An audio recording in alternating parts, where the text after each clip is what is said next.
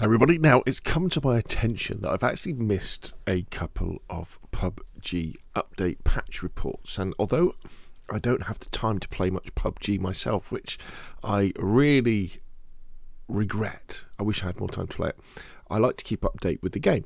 So what we're going to do in this video is we're going to go through the patch notes for update 22.1 and update 22.2, which I understand a few days ago hit the PC test servers, where 22.1 will have already hit public servers for PC and console.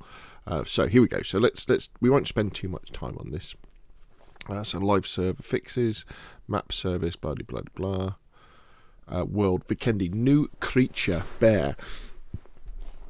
The lumbering pack of malice has awoken from hibernation and is ready to blow up bloody winds on the backgrounds. Well, that's very poetic. Introducing a new creature available only in Vikendi, the bear.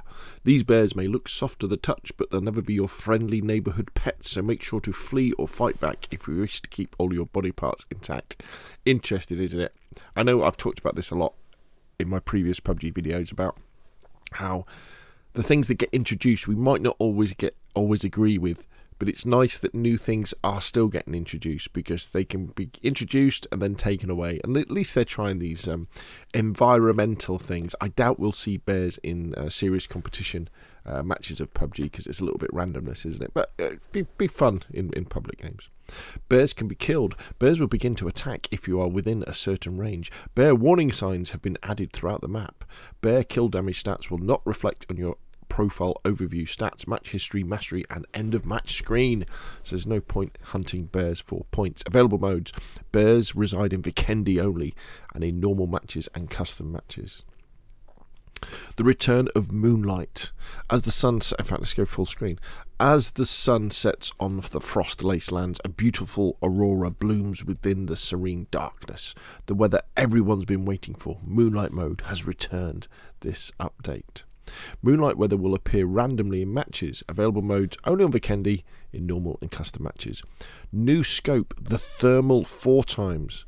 Would you perhaps remember the lab's thermal scope mode, where you had to fight in darkness using only infrared rays? Well, we've collected your opinions based on our previous experimental mode and decided to add the popular feature to the snowy grounds. Detect snooping players with the new thermal 4 times scope. Shouldn't it be your best friend in moonlight weather? There it is, a thermal scope in DayZ.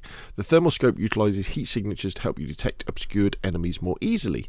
This includes enemies hiding in smoke, darkness, brush, etc. The thermal scope is a world spawn item. Available modes only on Vikendi, but you can play around with it in the training mode, which is quite good.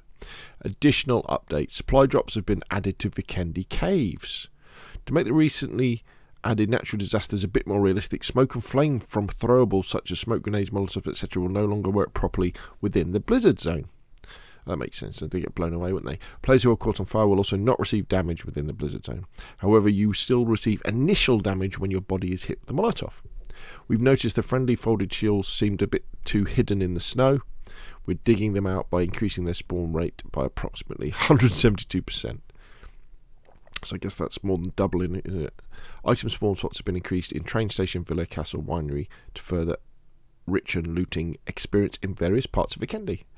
Karakin adjusted footstep and weapon sounds of the surface underground so they sound more distinct from each other. Gameplay, weapon balance. We'll be balancing the Mark 12 a bit this update. Our graphs on weapon loot rate, kill rate, etc. were showing us Mark 12's overperformance over its other DMR fellows. Therefore, we decided to go ahead with some healthy balance changes. So you can read about them. Again, I'll put links to all this in the description below the video. Adjusted weapon spawns, vehicle adjustments. Zima has been slightly sized up. Vehicle models with open roofs, such as the UAZ, Mirado and pickup truck, have been removed as they made driver passengers a bit too vulnerable. What? What? But that was part of the thing, wasn't it? You took the risk of driving them. Trucks have been added to pick up trucks. Trunks have been added to pick up trucks in the US. An option to hide your in-game vest and belt has been added to settings.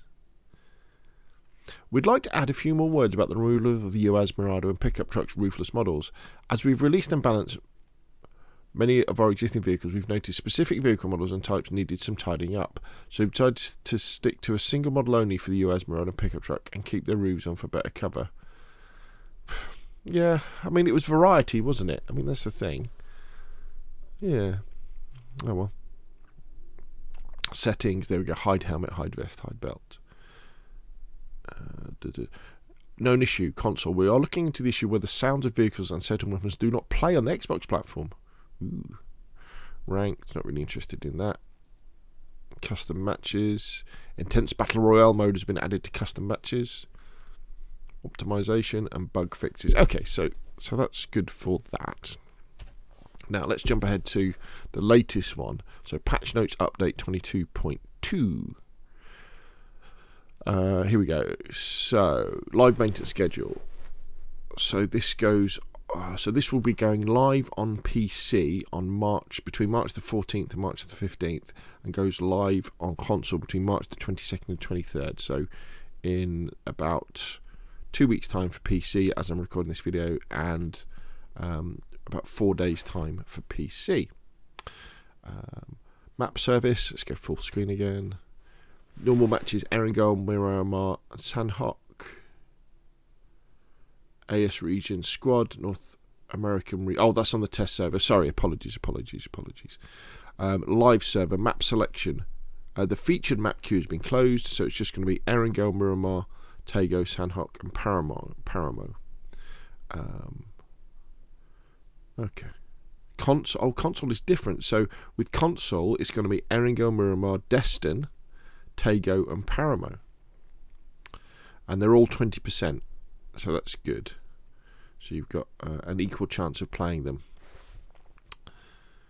New weapon, here we go, the Famas. Introducing the Famas, the latest addition to our care package goods. The sleek and powerful French-made assault rifle packs a punch with its high rate of fire, making it a force to be reckoned with in various combat situations. With its unique design and deadly capabilities, Famas is sure to become a new favourite to those seeking a reliable assault rifle to dominate your enemies on the battlegrounds. It can fire in single burst and full auto, can attach up to 6 times, 5.56 ammo, damage per shot 39, effective range 400 meters, 900 RPM. Spawns in care packages, secret rooms, lab camps, supply drops, and pillar box only. Available on every map. Now, I have seen a couple of videos with it, and the iron sights are truly awful on this gun. So you'll want to get a scope on it pretty quick. You can't. The iron sights block out loads of the screen. Weapon balance. The changes below apply to both normal and ranked matches. See, I always liked the AUG. I thought the AUG was a cool looking gun. AUG has been removed from care packages and now will be a world spawn weapon. And they made it slightly less powerful. M416 less damage. M16 and M4. Right, this is interesting. The M16 and the Mark 47 Mutant, their single burst RPM is going up to 800 rounds a second. So that's just the burst. That'd be like, broop. So that's loads of damage. So if you hit somebody, you know, with 2 or 3 bullets, in fact, what's the damage? Damage is 40. So you've got to hit someone with 3 bullets, and you could take them down very, very quickly with both of those guns. Oh, sorry, no, that's damage. That's not the damage for the 4 and 6, is it? Wow. So it's making the M16 and the Mutant highly usable again.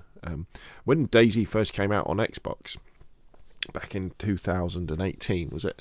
The M16 was the assault rifle that you would use as your close quarter weapon. It was really good fun. Shotguns spawn rate has been increased. P90 added to care packages and secret rooms in ranked. Heavy stock added to care package.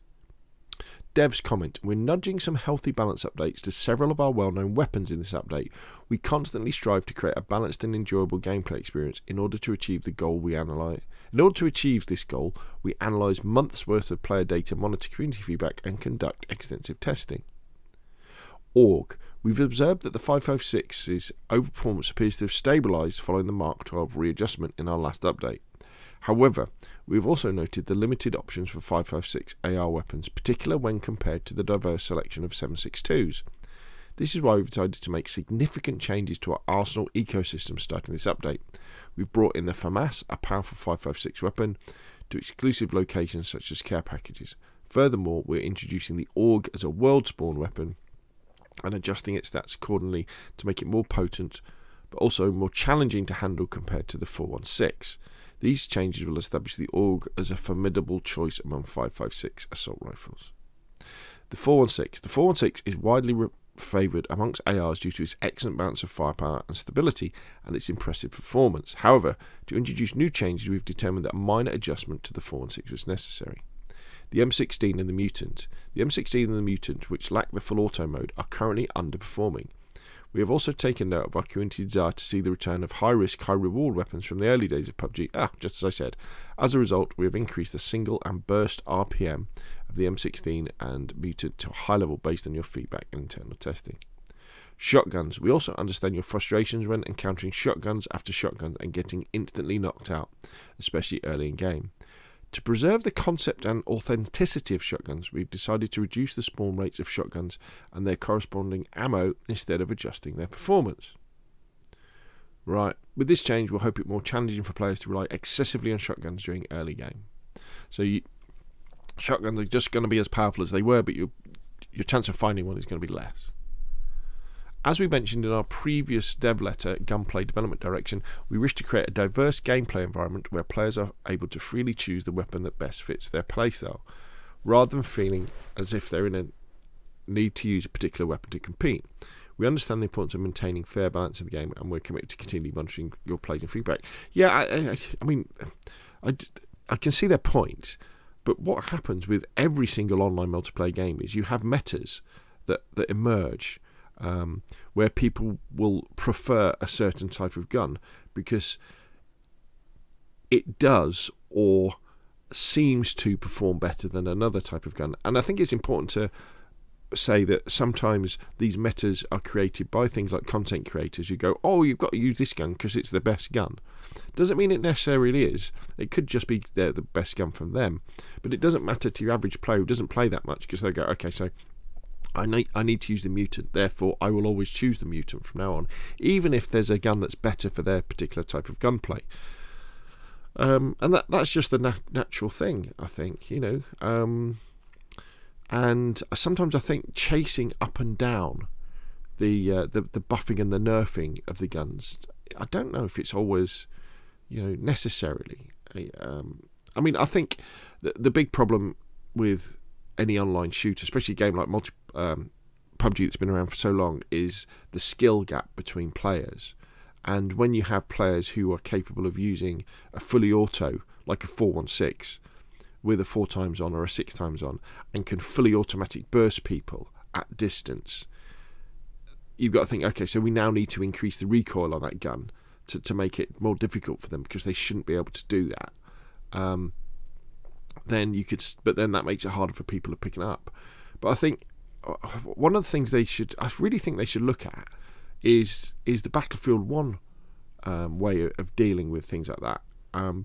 In the fact that you introduce random bullet dispersion, which means that the bullet doesn't always go where you aim it. So especially over distance, the bullet's going to be affected by wind, isn't it, as you fire it. And so at longer ranges, under fully automatic fire, there should be a lot of random bullet deviation that you cannot control. So that even if you are really good at, say, learning recoil patterns, or really good at reducing recoil, you know, via mouse or keyboard or controller, doesn't matter.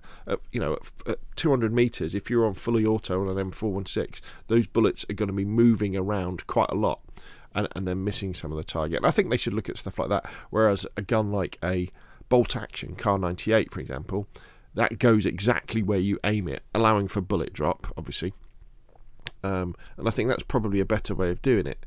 Now, that random bullet deviation is not popular amongst streamers and gamers who play the game a lot, and people who rely on learning recoil patterns and being incredibly accurate, because it means it doesn't matter what they do, their bullets will always have a chance of missing.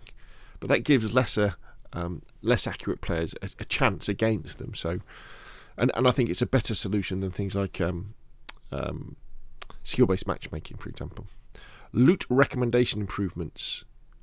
This feature may be toggled off through the settings. The loot recommendation feature will now highlight lootable weapon attachments. Your inventory will also highlight recommended ammo attachments you have looted. We'll have to have a look at that, won't we? Cheers to our upcoming 6th anniversary. Decorative objects such as billboards and more been added to Erringale, Miramar and Sandhook. 6 years. Destin added several hills. Added a dirt racetrack on the peninsula south of Sakana to help block sightlines and create an interesting space to traverse. Erringale's Hall of Fame is updated to commemorate the winning team, Natus Vincere of PGC 2022. There we go. UI UX. The in-game UI for weapon attachment description has been revamped to convey information more clearly and effectively. The update UI will display essential details such as damage per bullet, DPS, rate of fire, muzzle velocity, stability and effective range. Lobby. A tier system has been added to survival mastery. Level up beyond 500 and receive new rewards along the way. Very good. New stuff going into the workshop. New item sets. Performance bug fixes, etc. So there we go. We're caught up. PUBG patch report 22.2 going live on PC test servers now. I don't think they really bothered with the Xbox, with the console test servers. Going to public PC in about 4 days' time, and going to console, PlayStation, Xbox in a couple of weeks' time. It's great to keep up with the game. Just wish I had time to play more of it. What do you think though? Put your questions and comments down below, and I will of course see you again soon.